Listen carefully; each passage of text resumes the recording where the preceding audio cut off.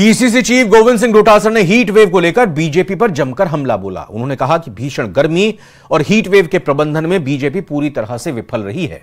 वहीं अब हाईकोर्ट के आदेश के बाद मृतकों के आंकड़े छिपा रही है ताकि मृतकों के परिजनों को मुआवजा देने से बच सकें। उन्होंने कहा कि एसएमएस अस्पताल में हीट वेव से मौत के बाद करीब 40 अज्ञात लोगों के शव मोर्चरी में है। हर रोज करीब 20-25 लोगों के शव मोर्चरी में आ रहे हैं। आपको बता दें कि पीसीसी चीफ गोविंद सिंह डोटासरा अपने विधानसभा क्षेत्र लक्ष्मणगढ़ के दौरे पर हैं।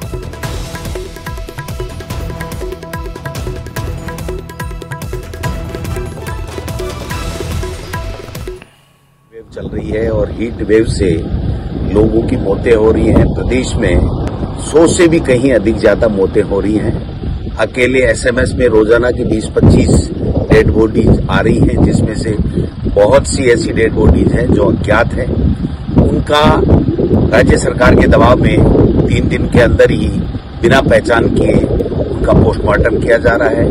आज के दिन भी 40-45 dead bodies SMS hospital Jaipur में मोर्चरी में रखी हुई हैं। सरकार यह आंकड़े छुपा रही है और जब हाईकोर्ट ने हीट वेव से होने वाली मौतों के ऊपर मुआवजा देने की आदेश दिए हैं, उसके बाद से तो सरकार ने आनन फानन में जो अज्ञात डेड बॉडी जो हीट वेव से मौतें हुई हैं उनके आंकड़े छुपाने के लिए, उनकी पहचान छुपाने के लिए कि मुआवजा नहीं देना पड़े, वो उनकी पोस्टमार्टम करा करके बॉडी को डिस्पोज ऑफ कर रहे हैं। मैं समझता हूं कि राजस्थान की सरकार, मुख्यमंत्री जी इस मामले को गंभीरता से ले और हाईकोर्ट से भी हम लोग आग्रह करेंगे कि हाईकोर्ट इसमें और कड़े इंस्ट्रक्शन इस राज्य सरकार को दे जो हीट वेव से लोगों को बचाने के लिए विफल हो चुकी है और अब मुआवजा उनको नहीं दिया जाए इसके लिए प्रयास कर रही है। इसलिए राजस्थान की सरकार पूरी तरीके से इस मामले में फैल हुई। बीजेपी प्रदेश अध्यक्ष सीपी जोशी ने कांग्रेस पर जमकर निशाना साधा। उन्होंने कहा कि प्रदेश में बिगड़ी पानी और बिजली व्यवस्था के लिए कांग्रेस जिम्मेदार है। कांग्रेस सरकार ने राजस्थान की स्थिति खराब की है। कांग्रेस ने ही प्रदेश को कर्ज में डुबोया है, लेकिन आगामी 5 वर्षों में राजस्थान बिजली के क्षेत्र में कर्ज मुक्त बनेगा। बीजेपी सभी वादों को धरातल पर उतारेगी। जो 5 वर्षों में राजस्थान के इतना खस्ता हाल छोड़ के गए, राजस्थान के बिजली के हालात ये छोड़ के गए, राजस्थान को कर्ज में डुबो के गए। अच्छा होता, लेकिन हम आज दावे के साथ कह सकते हैं माननीय प्रधानमंत्री जी और माननीय मुख्यमंत्री जी के नेतृत्व में इन 5 सालों में राजस्थान बिजली के क्षेत्र में आत्मनिर्भर होगा, कर्जे से बाहर होगा। और जो योजनाएं इतने सालों तक ये लोग कि हम ERCP लेके आएंगे, हम यमुना जल समझौता करेंगे, सिर्फ वादे दिए, इन 5 वर्षों में धरातल पे होंगे। क्या ये काम इन्होंने करके दिखाया क्या? लेकिन माननीय मुख्यमंत्री जी लगातार केंद्र सरकार के सहयोग से इन कामों को पूरा करने के लिए प्रयत्नशील हैं और उसमें हम लोग सफल होंगे।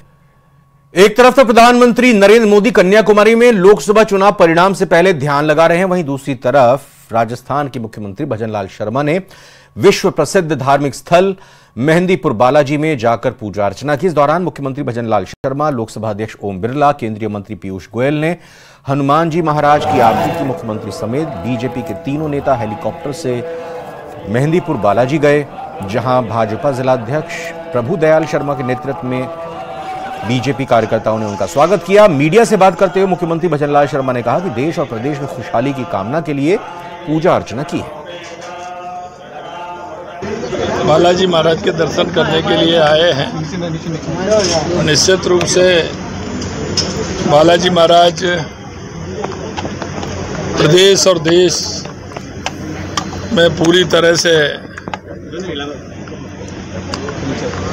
ये हीट वेव चल रही है, इसमें सभी सुख शांति और खुशहाली से रहें और आने वाले समय में निश्चित रूप से आपने जो देखा है राजस्थान के अंदर और पूरे देश के अंदर, देश के यशस्वी प्रधानमंत्री नरेंद्र मोदी जी के नेतृत्व में तीसरी बार भारतीय जनता पार्टी की सरकार बनने जा रही है और बहुत बड़े बहुमत के साथ भारतीय जनता पार्टी जीतने वाली है। राज्यसभा सांसद मदन राठौड़ पाली के दौरे पर रहे। इस दौरान उन्होंने चुनावी परिणामों में बीजेपी की एकतरफा जीत का दावा किया और विपक्ष पर निशाना साधते हुए ईवीएम का राग अलापने का आरोप लगाया। राठौड़ ने कहा, विपक्ष जहां हारता है वहां ठीकरा ईवीएम पर फोड़ता है, जहां जीतता है वहां नहीं बोलता। देश की जनता ने मोदी की गारंटी पर विश्वास जताया और फिर से बीजेपी की सरकार बन रही है। आह्वान किया कि इस बार 400 पार, और जनता ने मोदी जी की गारंटी पर भरोसा भी किया और निश्चित रूप से बहुत अच्छे मतदान भी हुए और भारतीय जनता पार्टी की सरकार बनने जा रही है।